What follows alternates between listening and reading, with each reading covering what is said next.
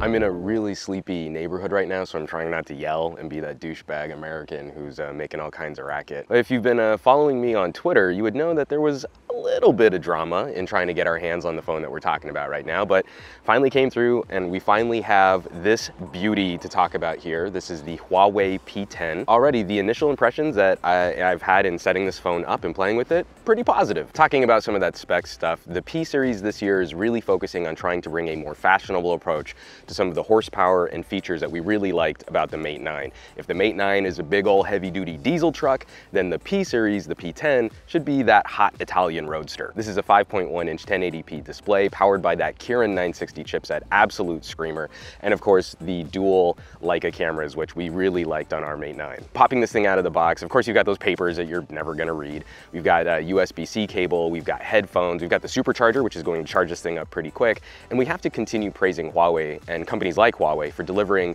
a pretty complete out-of-the-box experience, even providing a little plastic snap cover to keep your phone looking clean. Once I'm out of this video, my P10 is gonna live in this little plastic shell just like my Mate 9 does. Okay, immediately out of the box, that first impression, we can definitely point to some design inspiration from other companies that are also working on rounded corners, smooth-edged, antenna-lined phones in black. But I do appreciate some of those little attentions to detail, like the chamfered edge which runs along the front face of the phone, the power button having that red accent, you know, the speaker port grill, the USB-C port having their own little distinctive Huawei touches. And of course, from a design element standpoint, it is pretty impressive to see a dual camera sensor phone with hardware optical image stabilization that is perfectly flush with the rear casing of the device.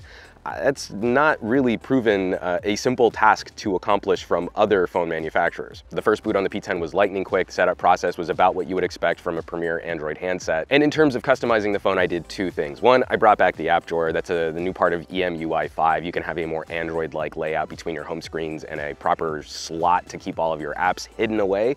And then I also got rid of the on-screen controls. The P10 is introducing to the phone market something that we played with on the Media Pad, their tablet, where a single tap on your home button is the back button, a long press is your home button, and a gesture swipe will bring up the multitasking menu on Android. It's a unique implementation for controlling an Android phone. I'm not sure if I'm gonna like it or not, but I want to give it a run, and if nothing else, it'll save me a few pixels on my screen for not having those software controls. This is very early days for testing. I mean, really, it's very early day for testing. I've had this thing for less than 24 hours, but immediately I'm liking a lot of what I'm seeing here in bringing those Mate 9 features over into a small form factor. Just in general, this is gonna be a pretty good show for me. MWC definitely bringing me some toys that I'm gonna like playing with. I'm not the biggest fan of phablets, so to see the LG G6 bringing some of my favorite V20 features to a smaller form factor, and now the P10 bringing some of my favorite Mate features into a smaller form factor, I'm definitely excited to be rocking these phones in the beginning of 2017. We're gonna have a ton more coverage and comparisons on P10, on G6, and wrapping up all of our MWC videos for this show in Barcelona.